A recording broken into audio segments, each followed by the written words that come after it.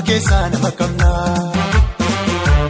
jechuun yaa sabaa maqaa maal godha ergaan kabajamne ergaan naaneffamne siidaan dhaabatee fi galaataan arganne lubbuun goototaa kaleessa damne masaraa mootummaa keessaa nama qabna jechuun yaa sabaa maqaa maal godha ergaan kabajamne ergaan naaneffamne siidaan dhaabatee fi galaataan arganne lubbuun goototaa kaleessa damne.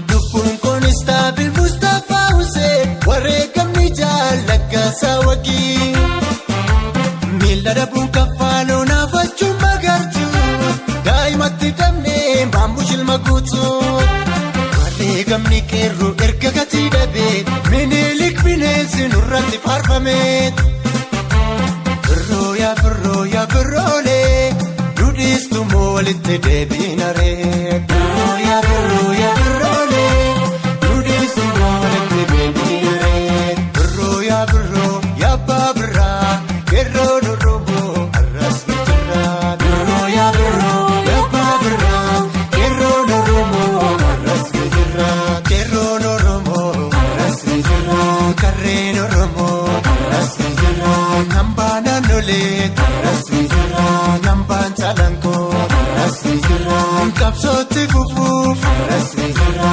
kalmaa finiinsuuf arras ni jira kaayyoo qabsoofneef arras ni jira galmaa geessisuuf arras ni jira mirgaan kabajnee arras ni jira qabsaa'ota keenyaa arras ni jira mirga salphistanii arras ni jira kaayyoota keenyaa arras ni jira birroo yaa abbaa birraa onneen keenya kaleessa arras ni jira birroo yaa abbaa birraa onneen keenya kaleessa arras ni jira birroo yaa abbaa birraa qeerroo Oromoo jawaariif jira birroo yaa abbaa birraa qeerroo Oromoo jawaariif jira.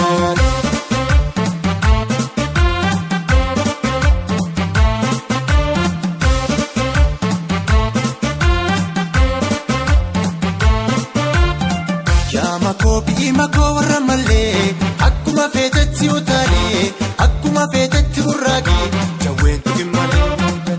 Yaa makoo warra mallee akkuma feetetti utaalee akkuma feetetti burraaqee jawween tukin malee. Yaa makoo warra mallee kumaatti boostii gujiif wallaggaat. Yaa makoo warra mallee jallisuu keenyatuun fideem kana hundaat. Yaa makoo warra mallee somnee jallisaan gowwaan useetuut. Yaa makoo warra mallee gaaraa seetanii abiddaan taphattuut. Yaa makoo warra mallee akkuma feetetti utaalee akkuma feetetti burraaqee yeroo tukin malee.